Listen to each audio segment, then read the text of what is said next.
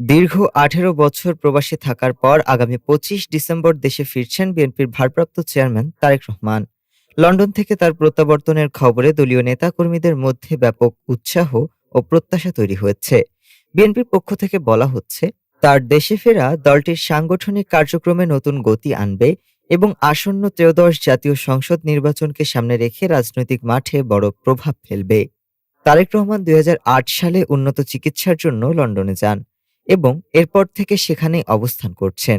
প্রবাসে থেকেও তিনি ভার্চুয়াল মাধ্যমে দলীয় কার্যক্রম পরিচালনা ও আন্দোলনের দিক নির্দেশনা দিয়ে আসছেন।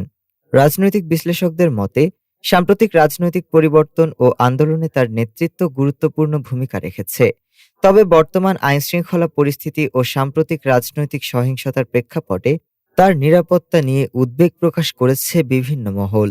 নির্বাচন ঘিরে সহিংস ঘটনার তথ্য সামনে আসায় তার আগমনকে কেন্দ্র করে সর্বোচ্চ নিরাপত্তা নিশ্চিতের দাবি উঠেছে।